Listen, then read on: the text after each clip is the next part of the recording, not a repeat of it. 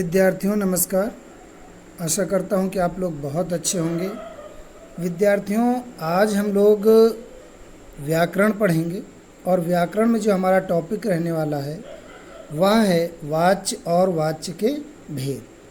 हम लोग जानेंगे कि वाच्य क्या होता है, उसकी परिभाषा जानेंगे, कुछ उदाहरण देखेंगे और साथ ही वाच्य के भेद कौन कौन से होते हैं उन्हें भी उदाहरण के माध्यम से समझने का प्रयास करेंगे।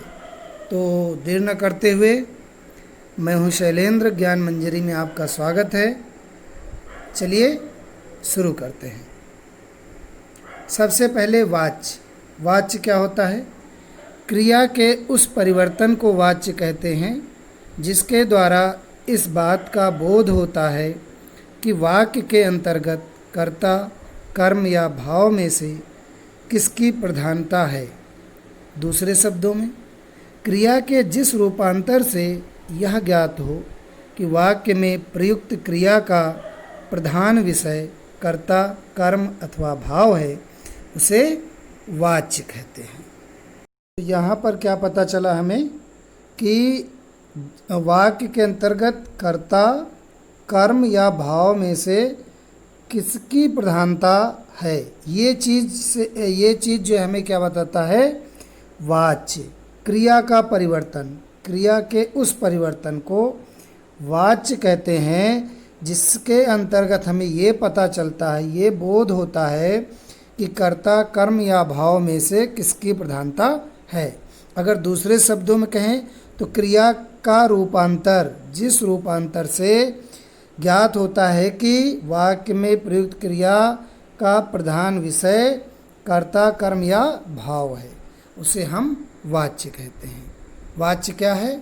क्रिया का रूपांतर है, क्रिया का परिवर्तन है।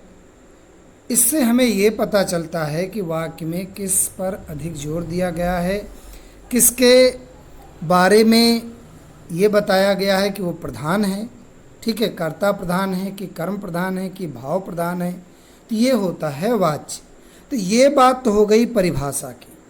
लेकिन अगर हम सरल शब्दों में बात करें तो वाच्य क्या होता है? वाच्य बोलने का ढंग। क्या होता है? बोलने का ढंग। ठीक है, बोलने का ढंग, बोलने का ढंग। ठीक है, हम किस ढंग से बोलते हैं, यही जो है होता है वाच्य। ठीक है, अब कैसे? देखिए, अभी हम आगे देखेंगे वाच्य के उदाहरण। देखिए, अभी वाच्य के प्रकार, उदाहरण अगर वाच्य की बात करें तो अभी खैर देखेंगे, आप तीनों उदाहरण प्रकार उसके देखेंगे। जैसे मान लीजिए मैं कहता हूँ कि राम पढ़ता है। ठीक है, एक तो वाक्य कहने का ढंग ये है, एक राम के द्वारा पढ़ा जाता है, पढ़ा जाता है।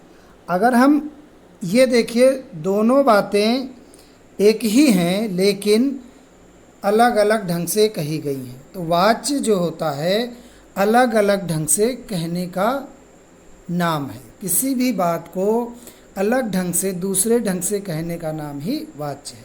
ठीक है, बोलने का ढंग, बात करने का ढंग। लेकिन सिद्धांत रूप में, परिभाषा के रूप में हमने बताया कि क्रिया का रूपांतरण या क्रिया का परिवर्तन, या जिससे हमें यह ज्ञात होता है कि वाक्य में कर्ता, कर्म या भाव की प्रधानता है। ठीक है, तो उसे ही वाच्य कहते हैं। अब वाच्य तीन प्रकार के होते हैं, कर्तृवाच्य, कर्मवाच्य और भाववाच्य। आइए तीनों के बारे में जानते हैं। सबसे पहले कर्तृवाच्य। ठीक है, कर्तृवाच्य लिखने में बच्चे गलत करते हैं। देखिए, ता के नीचे री भी है और ऊपर रेफ भी है। रेफ जो ऊपर वाला रा होता है, ठीक है, ऊपर लगाया जाता है। तो कर्तृवाच्य, अब इसमें क्रिया के जिस रूप से वाक्य के उद्देश्य, उद्देश्य यानी क्रिया के कर्ता का बोध हो, वह कर्तृवाच्य कहलाता है। इसमें लिंग एवं वचन प्रायः कर्ता के अनुसार होते हैं। उदाहरण के लिए बच्चा खेलता है, घोड़ा भागता है। इन वाक्यों में बच्चा, घोड़ा कर्ता है तथा वाक्यों में कर्ता की ही प्रधानता है। अतः खेलता है, भागता है, ये कर्तृवाच्य हैं। ठीक है, या कर्तृवाच्य की क्रिया है। आगे यहाँ पे लिखा होना चाहिए था, ठीक है, कि कर्तृवाच्य की क्रिया है। ठीक है, अरे क्या हो गया है, हाँ, की क्रिया है। तो ये जो खेलता है, भागता, कर्तृवाच्य की क्रिया है, और ये दोनों क्या हैं, कर्तृवाच्य हैं, क्योंकि इसमें कर्ता पर जोर दिया गया है, कर्ता की प्रधानता है।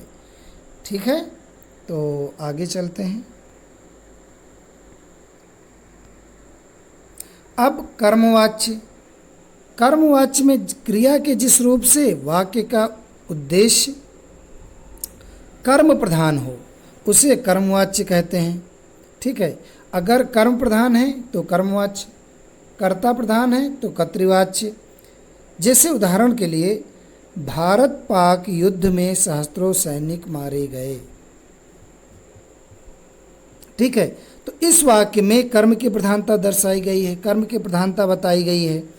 इसी प्रकार दूसरा उदाहरण है, छात्रों द्वारा नाटक प्रस्तुत किया गया। देखिए यहाँ पर क्या है कि ये जैसे कर्ता है, कर्ता पर जोर नहीं दिया गया है। ठीक है, किस पर जोर दिया गया है, नाटक प्रस्तुत किया जा रहा है या प्रस्तुत न किया गया। तो द्वारा, छात्रों के द्वारा नाटक प्रस्तुत किया, इसमें जो जोर है, मुख्य बात है, प्रधानता दी गई है, वो नाटक के प्रस्तुत होने की प्रधानता है। इसी कारण यहाँ पर कर्मवाच्य है। ठीक है, इसी प्रकार भारत पाक युद्ध में सहस्त्रों सैनिक मारे गए, तो सहस्त्रों सैनिक यहाँ पर भी कर्म की प्रधानता है। तो ये चीज़ यहाँ पर आप देख सकते हैं। उनकी रूप रचना भी कर्म के लिंग, वचन और पुरुष के अनुसार हुई है। क्रिया के ऐसे रूप कर्मवाच्य कहलाते हैं। देखिए, जब कर्ता था तो जो वचन है, क्रिया है, वो किसके अनुसार होती है, अगर कर्मवाच्य है तो कर्म के अनुसार होगी, अगर कर्ता है तो कर्ता के अनुसार होगी।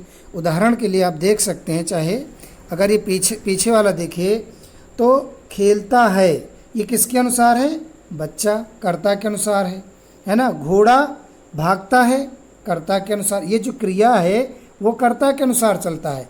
लेकिन अगर हम कर्मवाच्य में देखें तो आप देखिए कि भारत पाक युद्ध में सहस्त्रों सैनिक मारे गए। सहस्त्रों सैनिक, ये यहाँ पर कर्म है। ठीक है, कर्म है तो कर्म के अनुसार मारे गए, क्रिया भी उसी हिसाब से हो गई। यहाँ पर छात्रों द्वारा नाटक प्रस्तुत किया जा रहा है। अगर कर्ता के अनुसार क्रिया होती तो लिखा गया होता छात्रों द्वारा नाटक प्रस्तुत किए जा रहे हैं। तो ऐसा नहीं है, छात्रों बहुवचन है तो क्रिया भी बहुवचन में होनी चाहिए थी अगर कर्तृवाच्य होता तो। लेकिन चूंकि यहाँ पर कर्मवाच्य है, कर्म के अनुसार क्रिया है, तो सीधी बात है कि नाटक प्रस्तुत किया जा रहा है। नाटक एक वचन है तो क्रिया भी एक वचन में दी गई है। बात समझ में आ रही है आपको? अगर आपको लगता है कि क्रिया कर्म के अनुसार है तो कर्मवाच्य, कर्ता के अनुसार है तो कर्तृवाच्य, एकदम सिंपल। ठीक है, तो आप देख सकते हैं नाटक प्रस्तुत किया जा रहा है। नाटक क्या है? कर्म है। अच्छा, कर्म कैसे पहचानेंगे? वाक्य में क्या हो रहा है, जब हम ये प्रश्न पूछते हैं तो हमें कर्म की प्राप्ति होती है। ठीक है, जैसे पुस्तक पढ़ता है तो वह क्या पढ़ता है? पुस्तक पढ़ता है, तो पुस्तक क्या हो गया? कर्म हो गया। ठीक है, तो चलिए कर्मवाच्य आपका हो गया है। इसके बाद भाववाच्य की बात करते हैं। भाववाच्य में क्रिया के जिस रूप से वाक्य का उद्देश्य केवल भाव यानी क्रिया का अर्थ ही जाना जाए, वहाँ भाववाच्य होता है। इसमें कर्ता या कर्म की प्रधानता नहीं होती है। इसमें कर्ता या कर्म की प्रधानता नहीं होती। इसमें मुख्यतः अकर्मक क्रिया का ही प्रयोग होता है और साथ ही प्रायः निषेधार्थक वाक्य ही भाववाच्य में प्रयुक्त होते हैं। इसमें क्रिया सदैव पुल्लिंग, अन्य पुरुष व एक वचन में होती है। तो कर्तृवाच्य और कर्मवाच्य पहचानने की सबसे अच्छी पहचान मैंने आपको बताई कि आप क्रिया देख लीजिए कि किसके अनुसार है। कर्ता के अनुसार है तो कर्मवाच्य, कर्ता के अनुसार है तो कर्तृवाच्य, कर्म के अनुसार है तो कर्मवाच्य, और अगर भाववाच्य जानना है तो भाववाच्य की विशेषता है कि पहली चीज़ तो अकर्मक क्रिया आपको दिखाई देगी, मुख्यतः अकर्मक क्रिया का प्रयोग किया जाता है, और प्रायः निषेधवाचक वाक्य ही भाववाच्य में प्रयुक्त होते हैं। जैसे उससे चला नहीं जाता, उससे सोया नहीं जाता, तो ये निषेधात्मक नहीं जाता है। यद्यपि ऐसा प्रायः होता है लेकिन हमेशा नहीं, कभी कभी आपको जो है सकारात्मक वाक्य भी दिखाई दे सकते हैं। अच्छा, इसमें जो है क्रिया सदैव पुल्लिंग में होगी, अन्य पुरुष में होगी और एक वचन में होगी। ये चीज़ आप ध्यान रखेंगे तो आपको भाववाच्य भी पता चल जाएगा। तो आज हम यहीं तक पढ़ेंगे कर्तृवाच्य, कर्मवाच्य और भाववाच्य। पहले वाच्य क्या है एक बार मैं फिर से रिपीट कर देता हूँ पूरी चीज़ें। सबसे पहले वाच्य क्या है? बोलने का ढंग, यानी वाक्य के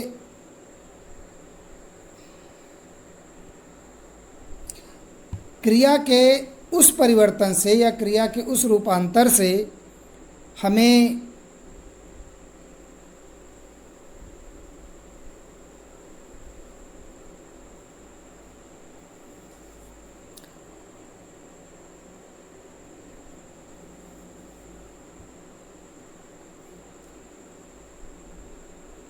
चलिए सारी चीज़ें मैं फिर से रिपीट कर देता हूँ। तो सबसे पहले वाच्य, वाच्य क्या होता है? बोलने का ढंग, ठीक है, बोलने का ढंग। अब अगर जो हमने परिभाषा पढ़ी थी उसको भी थोड़ा सा रिवाइज कर लेते हैं कि क्रिया के ऐसे परिवर्तन को जिसके द्वारा हमें ये पता चले कि वाक्य में कर्ता की प्रधानता है, कर्म की प्रधानता है या फिर भाव की प्रधानता है, तो उसे हम क्या कहेंगे? वाच्य कहेंगे। एक बार फिर से, क्रिया के उस परिवर्तन को वाच्य कहते हैं जिसके द्वारा हमें ये पता चलता है कि उस वाक्य में कर्ता की प्रधानता है, कर्म की प्रधानता है या भाव की प्रधानता है। वाच्य के 3 प्रकार होते हैं, कर्तृवाच्य, कर्मवाच्य और भाववाच्य।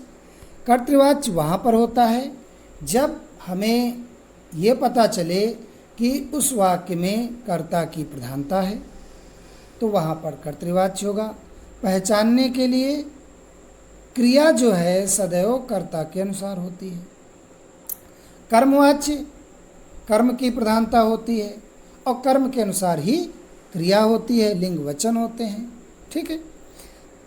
और उसके बाद भाववाच्य सदैव पुल्लिंग में और अन्य पुरुष में तथा एक वचन में क्रिया होती है।